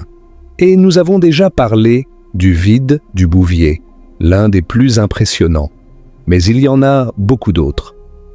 Le supervide de l'Éridan, par exemple, est une vaste région de sous-densité qui coïncide avec une zone anormalement froide dans le fond diffus cosmologique, cette lumière fossile du Big Bang. Cette coïncidence a suscité beaucoup de spéculations. Certains cosmologistes ont proposé que le point froid du fond diffus cosmologique pourrait être la trace d'un supervide massif à travers lequel la lumière du Big Bang a perdu de l'énergie en le traversant, en raison de l'accélération de l'expansion causée par l'énergie noire. D'autres, plus spéculatifs, ont même suggéré que le point froid pourrait être la trace d'une collision avec un autre univers, un vestige d'un contact entre notre univers et un univers parallèle dans un multivers. C'est une hypothèse extraordinaire, et il faut le dire, il n'existe aucune preuve convaincante pour la soutenir. Mais le simple fait que des scientifiques sérieux puissent la formuler montre à quel point notre compréhension de l'univers est encore incomplète. Il y a aussi le vide local, parfois appelé le vide KBC. Certaines études suggèrent que notre groupe local, notre amas de la Vierge, et même une bonne partie de l'Aniakea pourrait se trouver à l'intérieur d'une grande région de sous-densité, une bulle cosmique où la densité de galaxies est inférieure à la moyenne de l'univers. Si c'est vrai, cela pourrait avoir des implications importantes pour la tension de Hubble, la discordance entre les différentes mesures du taux d'expansion de l'univers. Si nous vivons dans un vide local, les galaxies autour de nous pourraient se déplacer un peu plus vite que la moyenne cosmique à cause de l'asymétrie gravitationnelle, ce qui fausserait nos mesures locales du taux d'expansion. C'est une hypothèse encore débattue, mais elle illustre à quel point notre position dans l'univers, notre adresse cosmique, peut influencer la façon dont nous percevons le cosmos tout entier. La toile cosmique n'est pas faite principalement de matière visible. Elle est faite de matière noire. La matière noire constitue environ 27% de la masse énergie totale de l'univers, contre seulement 5% pour la matière normale, les atomes, les protons, les neutrons, les électrons. Tout ce dont nous et tout ce que nous pouvons voir sont faits. Les galaxies se forment le long des filaments de matière noire, comme des gouttes de rosée sur les fils d'une toile d'araignée. La matière noire forme le squelette invisible de la toile cosmique, et la matière visible, les galaxies et le gaz, ne fait que suivre, attiré par la gravité de cette substance invisible. Sans la matière noire, la toile cosmique n'existerait pas. Les galaxies n'existeraient pas. Les étoiles n'existeraient pas. Nous n'existerions pas. Tout ce que nous voyons dans l'univers, toute la beauté, toute la complexité, toute la diversité des structures cosmiques, n'est que l'écume visible sur la surface d'un océan de matière invisible. Et pourtant, nous ne savons toujours pas ce qu'est la matière noire. Après des décennies de recherche, après la construction de détecteurs souterrains ultrasensibles, après des expériences au Grand Collisionneur de Hadron du CERN, après des observations minutieuses du ciel, nous n'avons toujours pas identifié la particule qui compose la matière noire. Nous savons qu'elle existe parce que ses effets gravitationnels sont visibles partout, dans la rotation des galaxies, dans le mouvement des galaxies dans les amas, dans la déformation de la lumière par les lentilles gravitationnelles, dans la structure de la toile cosmique. Mais nous ne savons pas ce que c'est. C'est l'un des plus grands mystères de la physique moderne, et sa résolution pourrait révolutionner notre compréhension de la matière, de l'énergie et de la nature fondamentale de la réalité. Les simulations informatiques de la formation de la structure cosmique confirme magnifiquement l'existence de la toile cosmique et le rôle de la matière noire. La simulation du millénaire, réalisée en 2005, a suivi l'évolution de 10 milliards de particules de matière noire dans un cube de 2 milliards d'années-lumière de côté, depuis le Big Bang jusqu'à aujourd'hui. Le résultat est une toile cosmique qui ressemble remarquablement à ce que nous observons dans le vrai univers. Des filaments, des nœuds, des vides, le tout formé par la gravité agissant sur la matière noire au fil de milliards d'années. Des simulations plus récentes, comme Illustris, TNG et Aigle, ont ajouté la matière normale, les étoiles, le gaz et même les trous noirs, produisant des univers virtuels d'un réalisme saisissant. Quand vous comparez ces simulations aux cartes de la distribution réelle des galaxies, la correspondance est frappante.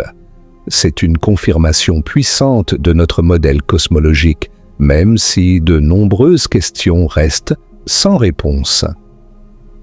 Maintenant, parlons de l'autre grande force qui façonne la toile cosmique, une force qui est peut-être encore plus mystérieuse que la matière noire. L'énergie noire.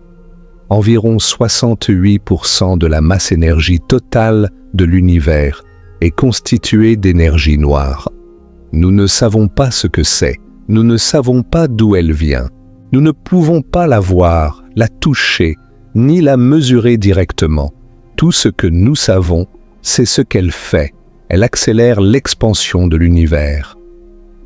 En 1998, deux équipes d'astronomes, le Supernova Cosmology Project et le High-Z Supernova Search Team, ont indépendamment découvert que l'expansion de l'univers ne ralentissait pas, comme tout le monde s'y attendait, mais s'accélérait.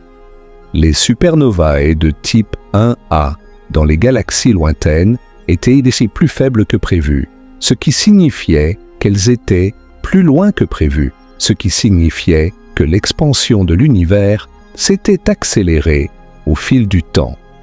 Cette découverte a été un choc pour la communauté scientifique. La gravité devrait ralentir l'expansion. Quelque chose de puissant, quelque chose de répandu dans tout l'espace, devait contrecarrer la gravité et pousser l'univers à s'étendre de plus en plus vite. Cette chose, c'est l'énergie noire. Et l'énergie noire a des conséquences terrifiantes pour le futur de l'univers. À l'échelle des amas et des superamas de galaxies, l'énergie noire est en train de gagner la bataille contre la gravité. Les superamas ne sont pas gravitationnellement liés. Ils sont en train d'être lentement tirés à part par l'expansion accélérée de l'espace. Dans des milliards d'années, les structures à grande échelle de l'univers, les filaments, les murs, les superamas seront étirés et dispersés par l'expansion, jusqu'à ce qu'il ne reste plus que des amas individuels, des îlots de galaxies isolés dans un océan d'espace en expansion. La toile cosmique, la plus grande structure que la nature ait jamais construite, est en train d'être lentement, silencieusement, inexorablement déchirée. Et il n'y a rien que quiconque puisse faire pour l'arrêter. Continuons notre voyage vers l'extérieur. Nous avons traversé les galaxies, les groupes, les amas, les superamas, la toile cosmique. Il nous reste encore un dernier niveau de perspective à explorer. L'univers observable dans son ensemble. L'univers observable est la sphère de l'espace autour de nous, d'où la lumière a eu le temps de nous atteindre depuis le Big Bang. Son rayon est d'environ 46,5 milliards d'années-lumière. Cela signifie que l'univers observable a un diamètre de 93 milliards d'années-lumière. C'est la bulle au-delà de laquelle nous ne pouvons pas voir, non pas parce qu'il n'y a rien au-delà, mais parce que la lumière de ces régions n'a pas encore eu le temps de nous atteindre en 13,8 milliards d'années d'existence de l'univers. Et combien y a-t-il de galaxies dans cette bulle? Selon les estimations les plus récentes, environ 2000 milliards. 2000 milliards de galaxies. Ce nombre a été révisé à la hausse en 2016, passant de l'ancienne estimation d'environ 200 milliards à environ 2000 milliards, quand les astronomes ont réalisé que de nombreuses petites galaxies, surtout dans l'univers jeune, étaient trop faibles pour être détectées par nos télescopes actuels. 2000 milliards de galaxies, chacune contenant des milliards, parfois des trillions d'étoiles. Le nombre total d'étoiles dans l'univers observable est estimé à environ 200 sextillions, c'est-à-dire 2 suivi de 23 zéros. C'est plus d'étoiles qu'il n'y a de grains de sable sur toutes les plages de la Terre. Et chacune de ces étoiles est un soleil potentiellement entouré de planètes, certaines peut-être habitables, certaines peut-être habitées. L'univers est d'une richesse et d'une diversité qui dépassent tout ce que l'imagination humaine a jamais conçu. Et tout cela, ces 2000 milliards de galaxies, ces 200 sextillions d'étoiles, toute cette immensité, ce n'est que ce que nous pouvons voir. L'univers réel, l'univers au-delà de notre horizon observable, pourrait être infiniment plus grand. Il pourrait s'étendre à l'infini dans toutes les directions, avec plus de galaxies, plus d'étoiles, plus de planètes, pour toujours. Ou il pourrait être fini, mais tellement plus grand que notre univers observable que ce dernier n'en représenterait qu'une fraction infinitésimale. Certaines estimations, basées sur les données du fond diffus cosmologique, suggèrent que l'univers réel pourrait être au moins 10 puissance 23 fois plus grand que l'univers observable. Un nombre si grand qu'il est littéralement impossible de concevoir sa signification. Tout ce que nous avons exploré dans ce voyage, du groupe local à l'amas de la Vierge, de la toile cosmique à l'horizon de l'univers observable, tout cela ne serait qu'un point infinitésimal, dans un univers d'une immensité qui défie même les mathématiques les plus abstraites. Parlons maintenant du fond diffus cosmologique, ce murmure lumineux qui vient des confins de l'univers observable. Le fond diffus cosmologique, ou CMB en anglais, est la lumière la plus ancienne de l'univers. Elle a été émise environ 380 000 ans après le Big Bang, quand l'univers s'est suffisamment refroidi pour que les électrons et les protons se combinent en atomes d'hydrogène, permettant à la lumière de voyager librement pour la première fois. Avant ce moment, l'univers était un brouillard opaque de plasma. Après ce moment, il est devenu transparent et la lumière a pu se propager dans toutes les directions. Cette lumière, ce premier flash de l'univers devenu transparent, nous la détectons aujourd'hui sous forme de micro-ondes étirées par l'expansion de l'univers depuis sa longueur d'onde originale, visible jusqu'aux micro-ondes. C'est le signal le plus ancien que nous puissions détecter, et il vient de partout, dans toutes les directions, à la même distance, à la même époque. C'est comme un mur de lumière qui entoure l'univers observable, un mur au-delà duquel nous ne pouvons pas voir. La température du fond diffus cosmologique est extrêmement uniforme, 2,725 Kelvin dans toutes les directions. C'est moins de 3 degrés au-dessus du zéro absolu, la température la plus basse théoriquement possible.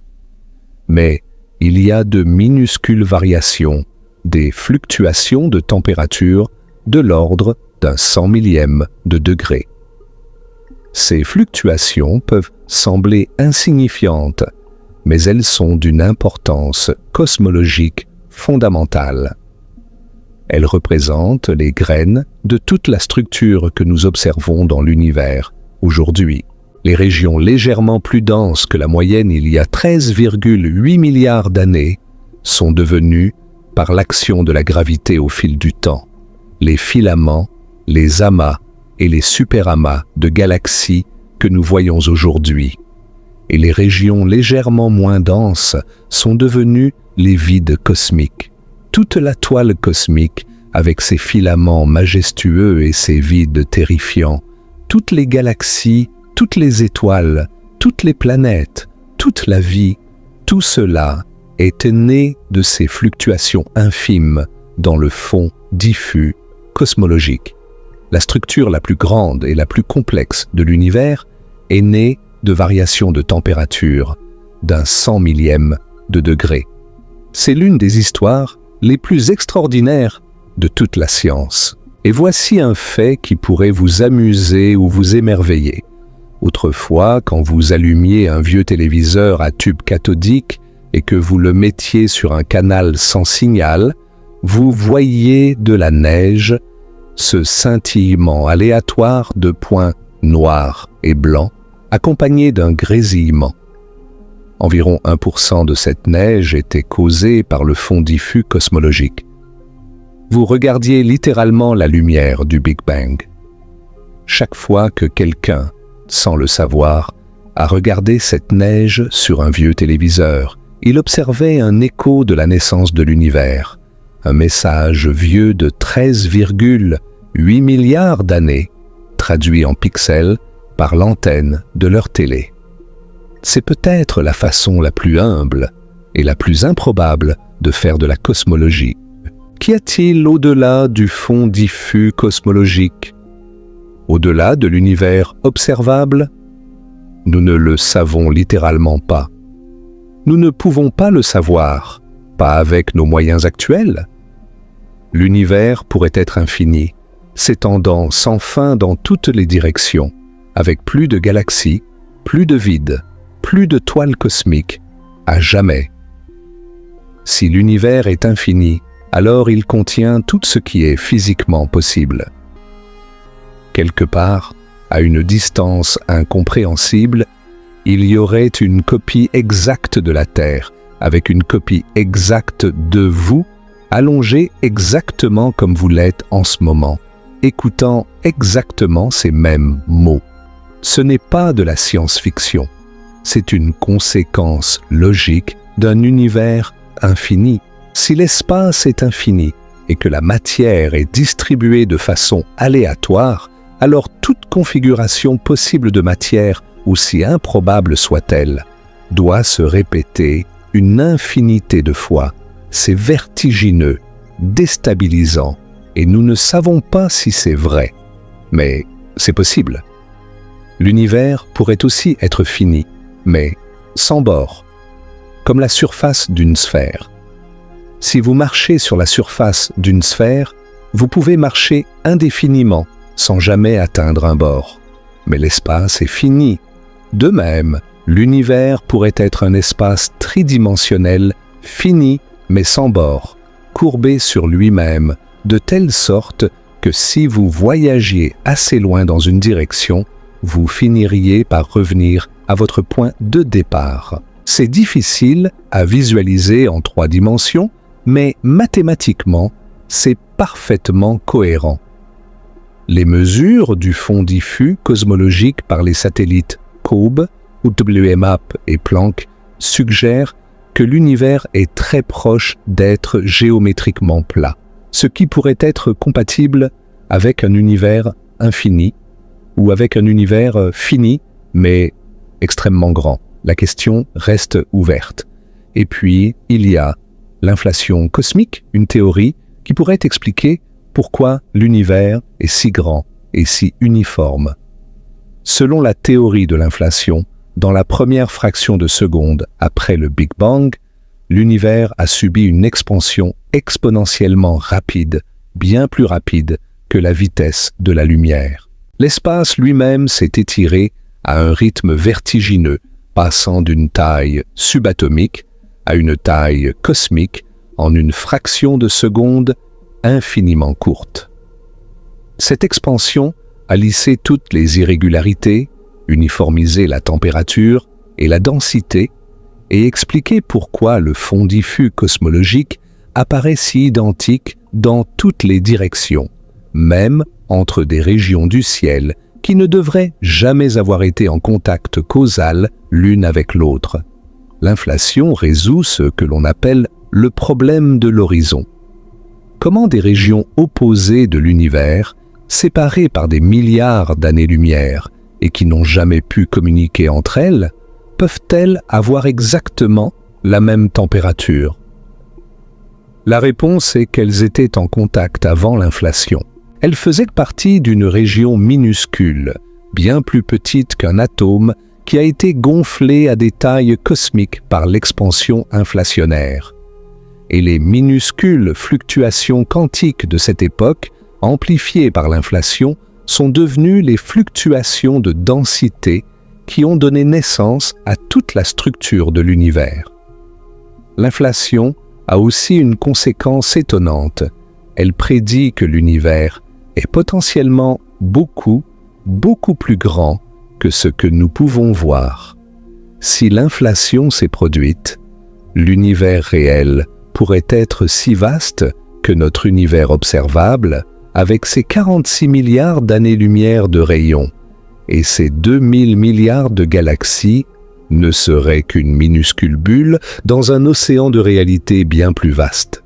Et certaines versions de la théorie inflationnaire, en particulier l'inflation éternelle, prédisent que l'inflation ne s'est pas arrêtée partout en même temps. Dans certaines régions de l'espace, l'inflation se poursuit, créant de nouvelles bulles d'univers, chacune avec ses propres propriétés physiques, ses propres constantes fondamentales, peut-être même ses propres lois de la physique. C'est l'hypothèse du multivers, un paysage infini d'univers, chacun un monde à part entière, séparé des autres par des distances et des barrières physiques que nous ne pourrons peut-être jamais franchir. C'est une idée séduisante et spéculative, et il est important de dire qu'à l'heure actuelle, il n'existe aucune preuve observationnelle du multivers. C'est une possibilité théorique, pas un fait établi. Mais le simple fait que notre meilleure compréhension de l'univers permette une telle possibilité en dit long sur la profondeur de notre ignorance et la grandeur de ce qui nous entoure. Parlons maintenant des yeux que nous utilisons pour observer tout cela, les télescopes. Et en particulier, les télescopes qui ont le plus contribué à révéler la structure à grande échelle de l'univers et les distances entre les galaxies. Le télescope spatial Hubble, lancé en 1990, a été pendant 3 décennies notre fenêtre la plus précieuse sur l'univers lointain. Et parmi ses observations les plus remarquables, il y a les champs profonds. En 1995, le directeur de l'Institut du télescope spatial, Robert Williams, a pris une décision audacieuse. Il a pointé le télescope Hubble vers une zone du ciel apparemment vide, un petit carré pas plus grand qu'un grain de sable tenu à bout de bras dans la constellation de la Grande Ourse. Beaucoup de ses collègues pensaient que c'était du gaspillage de temps, d'observations précieux. Qu'allait-on trouver dans une zone vide? La réponse a été l'une des images les plus profondes et les plus émouvantes jamais prises.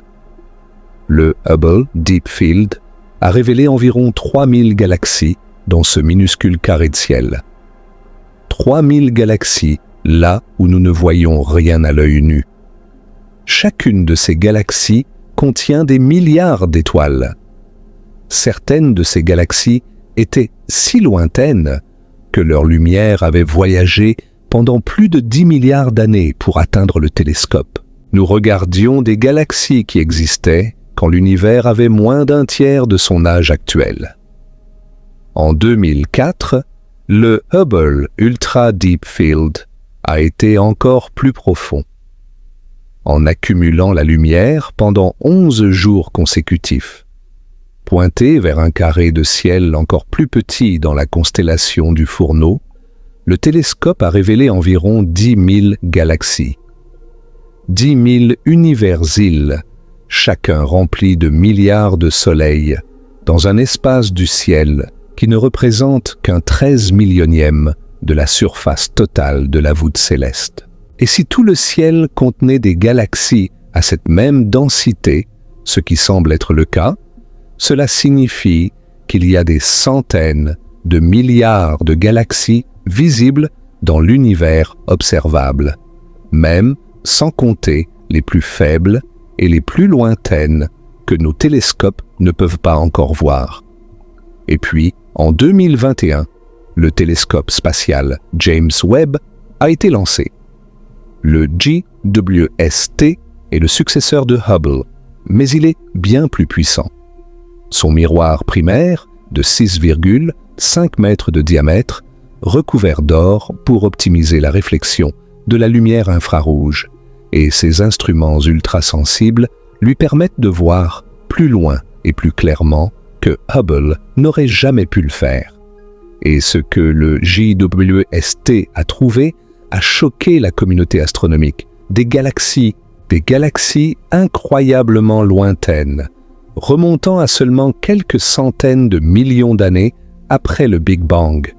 Le programme JADS, le JWST Advanced Deep Extragalactic Survey, a découvert des galaxies datant de seulement 300 à 400 millions d'années après le Big Bang.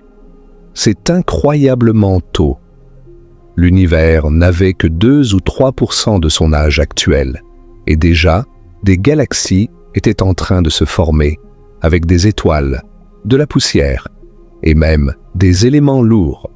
Certaines de ces galaxies précoces sont étonnamment massives et étonnamment matures, bien plus que ce que nos modèles théoriques avaient prédit. Cela signifie que nos modèles de formation des galaxies doivent être révisés. Quelque chose dans l'univers primitif a permis aux galaxies de se former plus vite et plus efficacement que nous ne le pensions.